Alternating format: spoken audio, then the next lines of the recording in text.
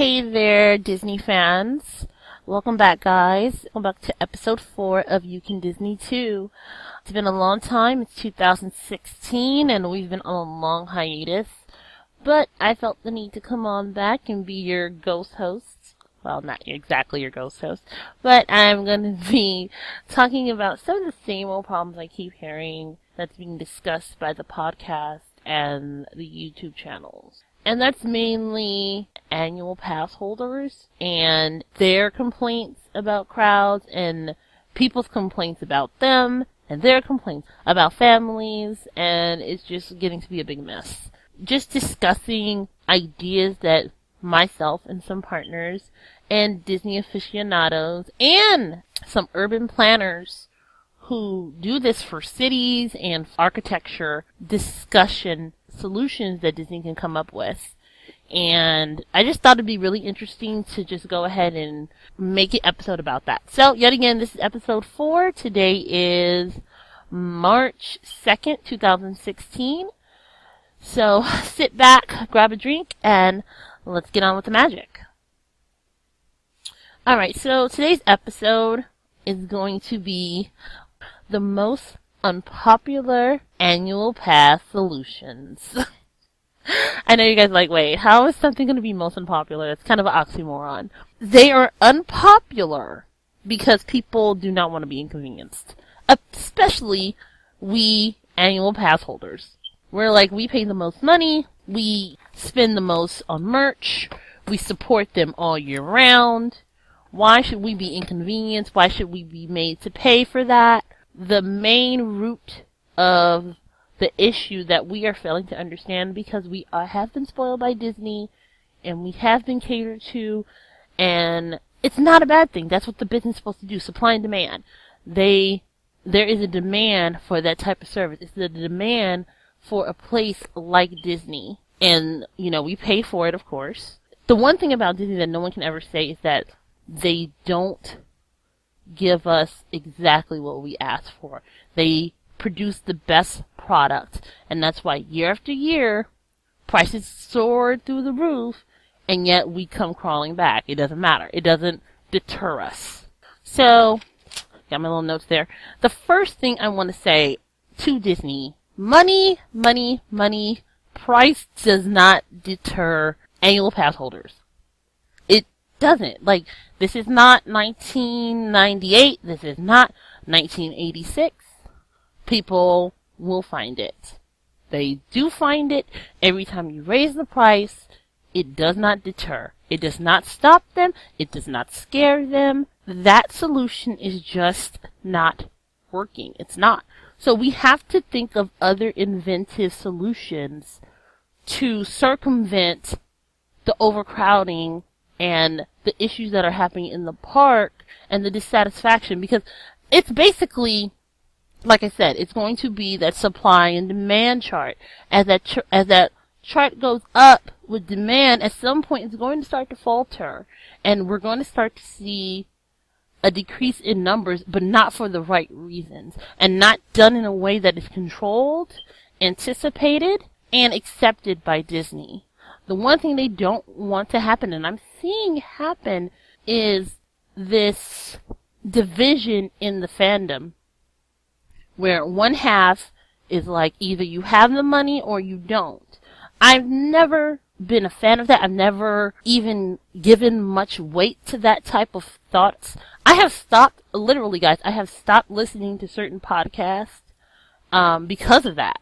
And not the big ones, but some of the other ones that are like, if you don't have it, you don't deserve to go there. Okay, yes, we do understand it is a pay-for park, and it's not free, and some people, it is going to be hard for them to afford a family of 4. It isn't going to be inconvenient, and maybe they should think of another park.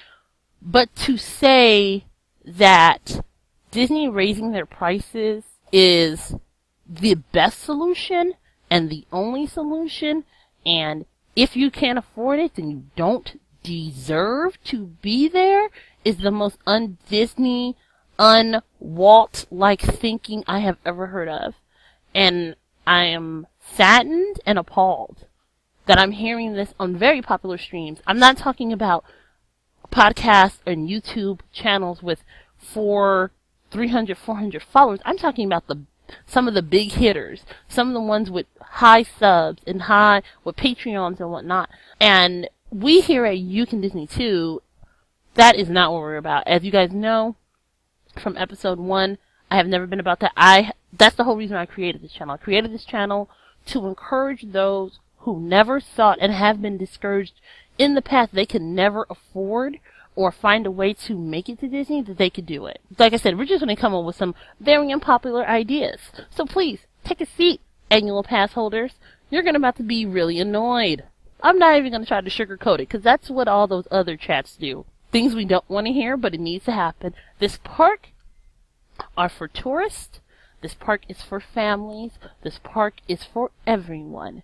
Not just us, who can come every week and have our little shows and have, everything catered to us, and we're filling up the lines, and these people who come maybe one time in their entire life aren't able to experience the park the way it should be. It's wrong. It's wrong, and no one's saying it, and I'm going to be the one to say it. C'est la vie. Let the chips fall where they may. If you don't like it, tell me why and leave it in the comments below. I will read it. Just be nice. Try to be nice. And let's keep a positive attitude. But I'm going to give it to you straight. Yeah. Good. Okay. Alright, so let's start off with who are annual pass holders. 3 descriptions. Very easy. Big kids with big wallets who are easily distracted. And I know some of you are insulted, and they're like, I'm an adult, and no. You come to a theme park every week, or so many times a month, to get away from your real life. Okay, I'm sorry, I know you don't want to hear it, but you're kind of a big kid at heart, and there's nothing wrong with that. I'm a big kid at heart too. I love Disney. I have no shame in who I am. Big wallets. Most of us, well, of course, we pay for the annual pass, so we're not afraid of the, price plus parking, depending on which pass you have. And we buy merch. We're the merch babies right there. The merch bunnies, if you will. We're the ones who are doing pin training. We're the ones who are buying the new plushies. We're the ones buying the new cups. Any little new thing comes out, we want it. We're going to pay for it. A new restaurant opens in the park or something, whatever. We're there. And I need Disney to realize that. They just have to make those 3 aspects of their pass holders happy. If you do that, you're going to be fine. And you keep that in mind. Disney, you do a good job. But now things has to change. The park has evolved. So does the annual pass protocols. Okay, so so let's talk about a few things. Number 1, suggestion and incentives do not work. What does that mean? That means that suggesting to annual pass holders to spend more time in the park, to spend more time in the California Adventure Park, and all the little incentives they give to go there first or to try to spend as much time there is not working. It's not working, you guys. You've been trying it since you've built California Adventure, and it hasn't happened yet. Just hasn't. So we need to think of something bigger, because that little push isn't happening. The thing about DCA versus Disneyland, amongst a million other reasons, is the nostalgia.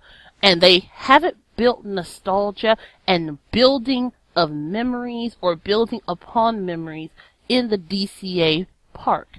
And that's what is keeping annual pass holders from going to those parks first or spending a better portion of the day in that park. They are building memories. That's what Disneyland is. It's a place where you build memories, and that's not happening at that park. You know what I hear? And this is honest to truth. I hear people say Disneyland, the way they speak about it like it's its own proper noun. And then they say California Adventure Park.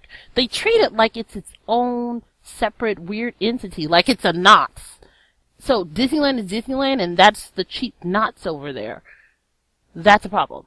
They need to work, Disneyland itself And Disney Corp needs to work on really connecting those two. And I know they have been working on it, and you guys are probably at your wits' end trying to figure out what can you do to start making the DCA park a place where you guys are really building memories. And you've done things. Cars Land, even though it needs a little more work and really needs the racer cars are a really big attraction, but you need things that are building memories. You need things that are grabbing certain groups of people. I think they need a Yesterday Land in DCA. Now, hear me out, guys. I know you're like, what? Yes, a Yesterday Land with a people mover. Get the Big Ten. Get the Big Ten and put them on a blackboard or whiteboard, and you guys start negotiating on which 3 you're going to bring back to the parks, but you're sending it to Disney California Adventure. If you send just 3 of those old school, gone from yesteryear attractions to Disney California Adventure, you will see crowds migrate. I promise you. You bring those 3 big ones back, fan faves, and you will see a decrease in those crowds like that. So, it's a good idea. It would be a costly idea, but it can't cost any more than the frustration and things that you guys are dealing with overcrowding. It can't be any less expensive than having to close out park admission at 6, 7 o'clock. Give or take. I'm just throwing out ideas. Like I said, they're unpopular, but they're realistic ideas. Okay. Limit the days to the park instead of blackout days. Yet again, annual pass holders, I know you don't want to hear this. I pay all this money. I should be able to go 365. No. This is not the same park we're dealing with. It was a great idea, but it just doesn't work. I am okay with not being able to go every day. And 99.9% of people are okay with not going every single day. You guys have to push harder. There has to be a line in the sand. At some point, there just has to be. But at some point, it's just too much. I hate to say that. Some of us are there too much.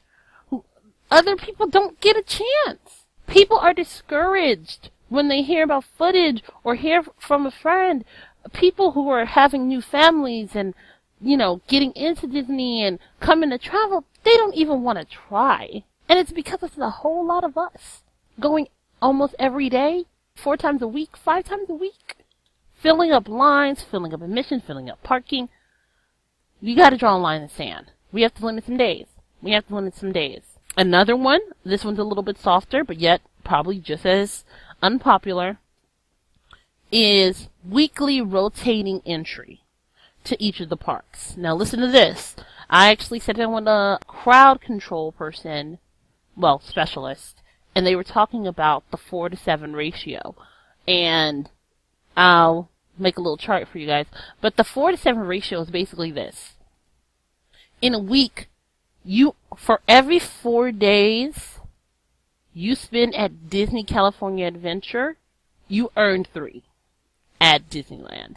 And that's not saying that you can't enter the park, but you can enter the park in the morning and at a certain allotment. So, for 4 days, in a week, 4 days you can enter in the morning at Disney California Adventure.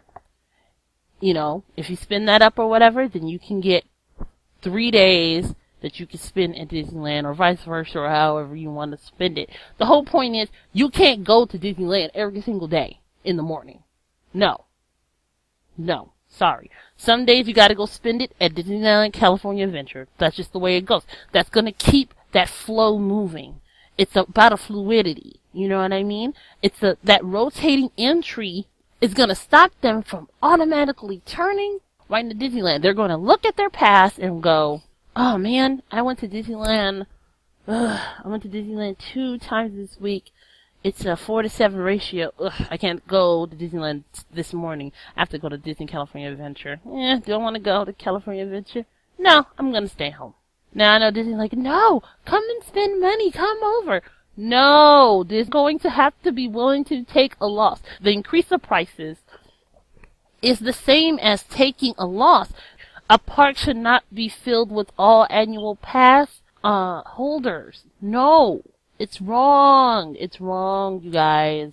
Here's another one. I like this one. A little bit more than the rotating entry because I think that can get sticky. Limit the number of fast passes to a weekly allotment.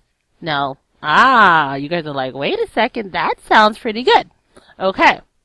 You can come to the park every day. Alright, fine. However, you only get 5 or 6 fast passes a day. So then for that entire week, you get, that's 7? What is it, 7? 7 days, you get 49.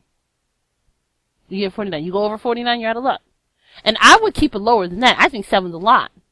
I think maybe 5 a day. That sounds about right. You get 5 fast passes a day using your annual pass. So 5 times 7, 35. 35 sounds good.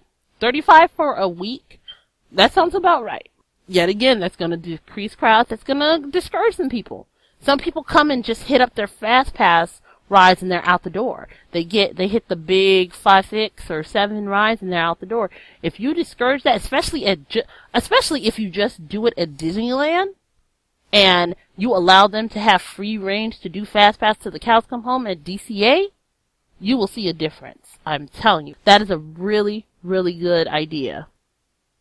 And I know a lot of fast pass people are going like, that's so unfair. Like, the regular admissions, they don't have that limitation. Yes, they also do not have access to the park every day. Give and take, guys. Give and take. Next, give bigger discounts to annual pass holders aimed at the merch they like to buy. Now, what do I mean? A lot of us are pin, shirt, mugs, like drinking mugs, and a lot of the new modernized merch fanatics. The modern little shirts and the baseball hats and the things like that.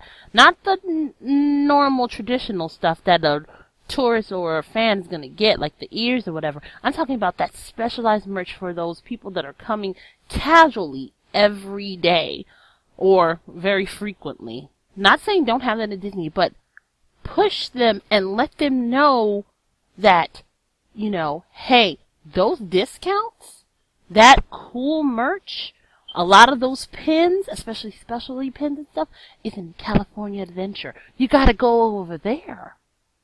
Hey, you want to go do that? You gotta go over there to get that. So, what does that do? That pushes a good amount of them to the park. What happens when you're there? You're already there. Oh, well, let me write a few things. Oh, okay. Oh, well, this is interesting. The park was built to help diffuse those crowds. And this is an active way of just helping to nudge that along.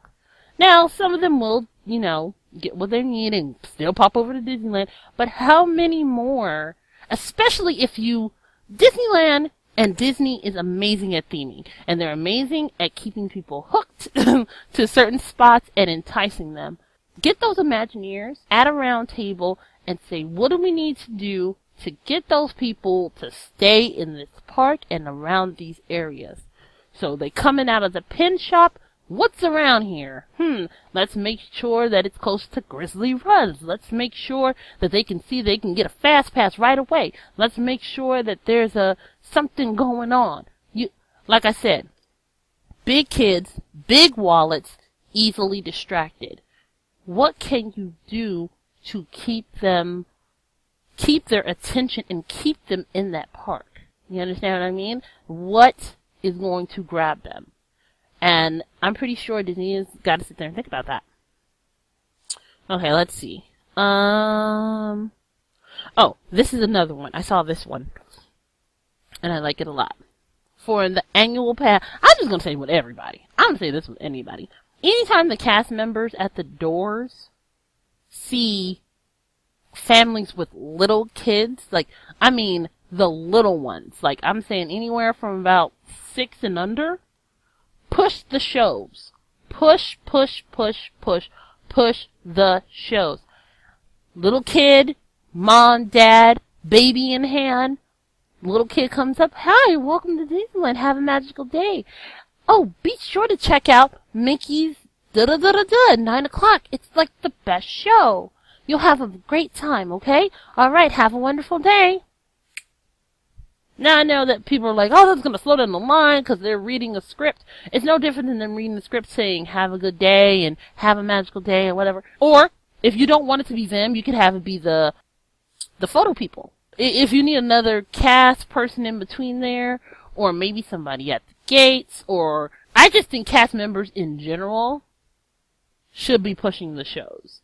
That will help to also diffuse those crowds. And I know this isn't actually just annual pass holders related, but I think this is a good one too. Because a lot of the times, their parents who are young, or young at heart, are so busy trying to get the kids onto rides that they miss a lot of these good shows and these little presentations and things at these specific little spots. And Disney was very big in that. In the 70s and the 80s and the 90s, it was very much of a thing to go see the shows. Aladdin was packed every day. I mean, now you hardly hear people talk about that. We need to focus on that. They spend a lot of money. These actors and cast members are amazing. The talent is amazing. We really need to get those families in there. And it will help with stroller Armageddon as well.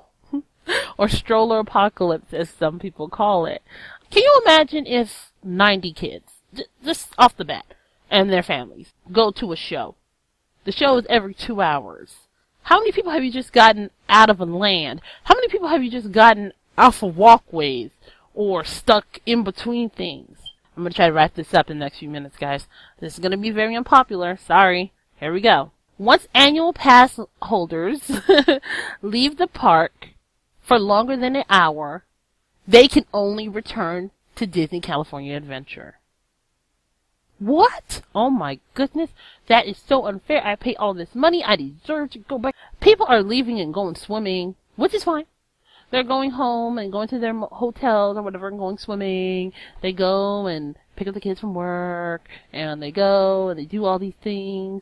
Okay, well, I understand that, but you don't get the privilege of coming back to Disneyland Park for that day.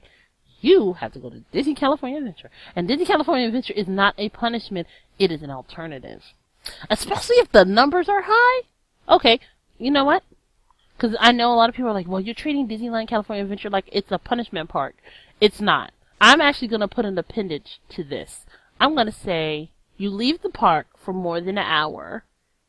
Depending on the admission numbers, they can say, as an annual pass holder, I'm sorry, you can't come back into the park because we're over 50,000.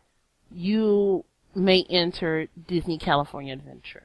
So basically saying that is a number-based game. If you leave, then you're at risk of not being able to re-enter based on the numbers game. Just the same way some people come to the park and they can't get in because of the numbers game. It's the same thing. Okay, here goes another one. And this is aimed at us streamers, myself included. You need stricter and more secretive planning and theory crafting of the parks. I know you guys release that stuff to get fans excited and to get people amped to come into the park. Like, that seems regulated, it's well formulated and whatnot. I'm saying the rumors, a lot of the secretive and the thought planning that are on the whiteboards that are coming out and being announced by these streamers and blogs or whatever else, it has to stop. Especially if you guys properly secure the areas, discourage filming around the area that's being built or anything. And I'm not saying you can prevent it, but I'm just saying there should be protocols in place. Okay, the last most unpopular theory for the day, or ideas for annual pass holders, is to give more incentives to annual pass holders to eat and shop in downtown Disney. And I know you're like, well, that gets them out the parks, and downtown Disney have their own, secular independent stores. However, It is another way to get them out of the parks. For example, they go through the line for the annual pass holder line, right? Go in the line, swipe their thing. They should get a weekly little rundown, the same way we do with what's happening for the day or for the week, with the times or whatever, with which restaurants in downtown Disney are giving discounts and whatnot to annual pass holders. So they're really encouraged to leave the parks during lunchtime. And then the other thing is, like, I'm hearing people saying that, oh, those places don't have the Disney magic. That's a two-way street, because you can't really control that, because like I said, they're secular places. But asking them to spruce it up or a little bit, or at least try to give a little of the Disney spirit, at least customer service, at least customer service-wise, it could be to their benefit. It could be to Disney's benefit in the end. So, I think we filled out my list for the day. I'm probably going to get a lot of dislikes, but that's okay. I said I would give it to you straight, and I believe I did with my most unpopular annual pass holder solutions. Anyway, you guys, thanks again for listening, and if you can, go ahead and subscribe, and if you like the video, go ahead and give me a like. Feel free to share us on your Tumblr, on your Facebook, Instagram, Twitter, anything. And if you have any questions, comments, disagree, agree, as long as it's nice, go ahead and leave it below. And next time I get a video, I'll address it. So, I have a question for you guys, and I'll leave this with you, is what unpopular idea do you think could work to help manage annual pass holder admissions? And I know a lot of you guys are like, there's no protocol that needs to happen, but there does. Something needs to happen, guys. People all the way from Thailand can't get in. People from, I don't know, give me a random state, Wisconsin, can't get in. Do you know how long it took them to get here, guys? Months and months. Be generous. Spread the message of the park around, guys. That's what we got to do. We got to spread the love, because it is a small world after all. Okay. Anyway. Alright, guys. I think that's it. So, like I said, be sure to like, and I'll see you guys next time. Have a magical day.